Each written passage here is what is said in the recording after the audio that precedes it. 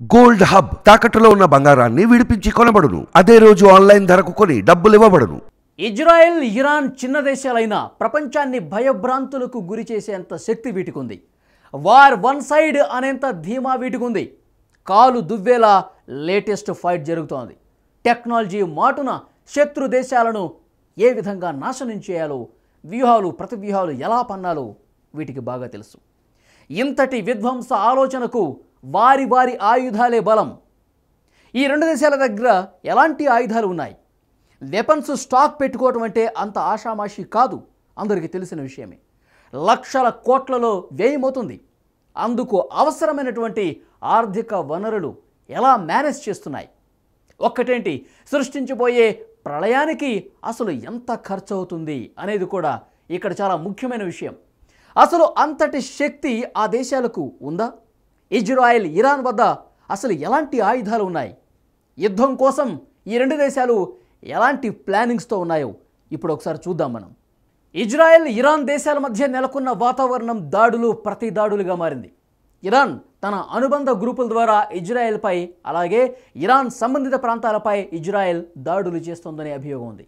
చాలా కాలంగా ఈ ప్రచ్ఛన్న యుద్ధంలో ఉన్నటువంటి ఈ పరిస్థితి తాజా పరిణామాలతో ఒక్కసారిగా తీవ్ర రూపం దాల్చింది. తొలుత ఇజ్రాయెల్ అటాక్ చేయటం, అనంతరం ఇరాన్ స్టిల్ కంటిన్యూ చేయటం, ఇలా ఒక దేశంపై మరొక దేశం ఆయుధాలతో దాడి చేసుకుంటూనే ఉన్నాయి. ఇందుకు టెక్నాలజీని బాగానే ఈ రెండు దేశాలు యూజ్ చేస్తున్నాయి. వాస్తవానికి ఈ రెండు దేశాల మధ్య జరిగిన దాడుల్లో డ్రోన్లు అత్యంత కీలక పాత్ర పోషిస్తున్నాయి. వాస్తవానికి ఇజ్రాయెల్తో పోలిస్తే ఇరాన్ ఆయుధ శక్తి తక్కువే.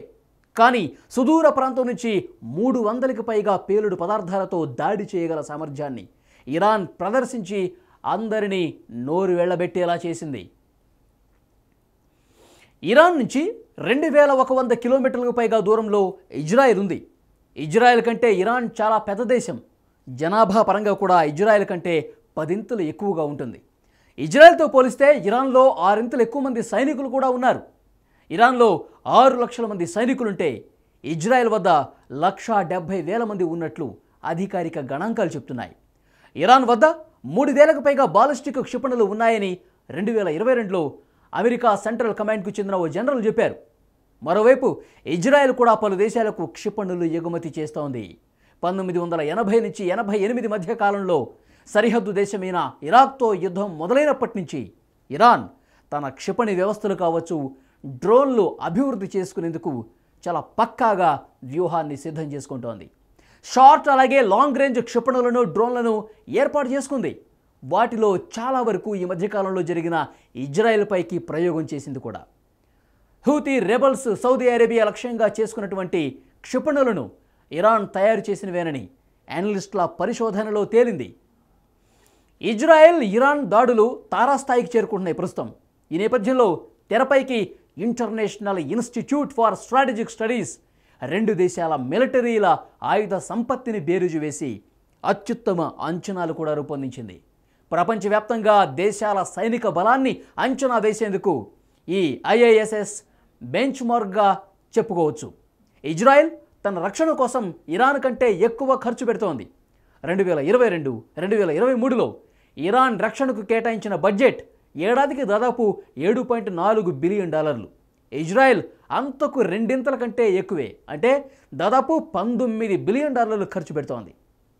ఇజ్రాయెల్ రక్షణ వ్యయం దాని స్థూల జాతీయోత్పత్తి అంటే జీడిపితో పోలిస్తే ఇరాన్ కంటే చాలా రెట్టింపుగా ఉంది. ఇక సాంకేతికంగా చూసుకుంటే ఇజ్రాయెల్ వద్ద 340 యుద్ధ సామర్థ్యపు సైనిక విమానాలు సిద్ధంగా ఉన్నాయి.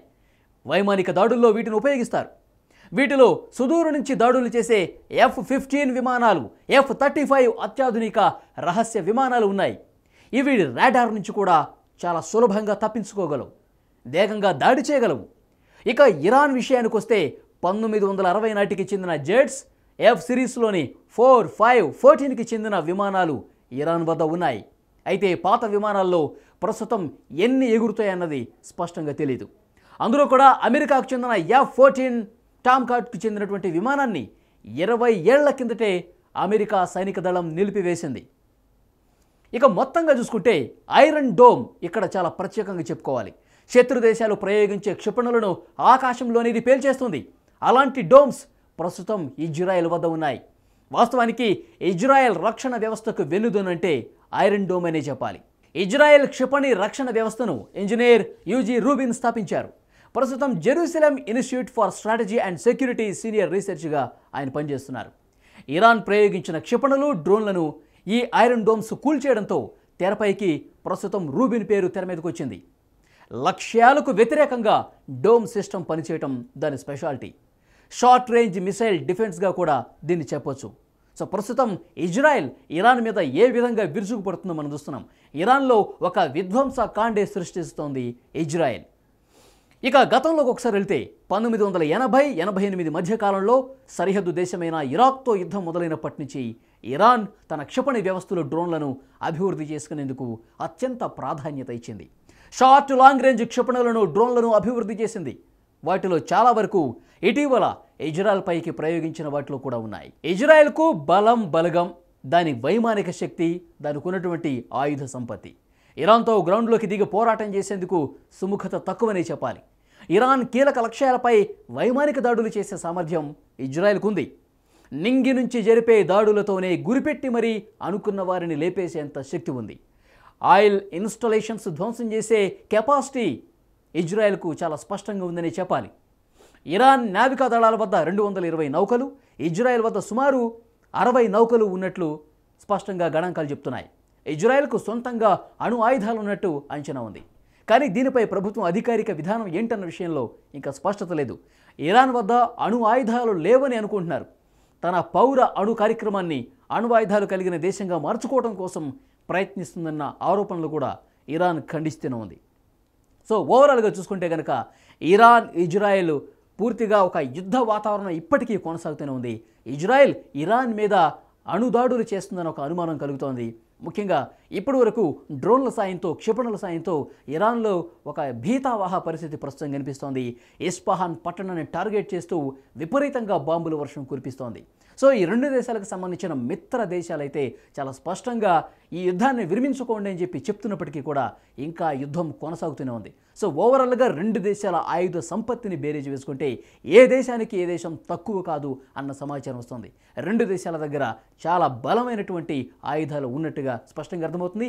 ఈ రెండు దేశాలు ఈ యుద్ధాన్ని ఇలాగే కంటిన్యూ చేస్తే కనుక మూడో ప్రపంచానికి యుద్ధానికి దారితీసే అవకాశం కూడా ఉండొచ్చని అనలిస్టులు చెప్తున్నారు.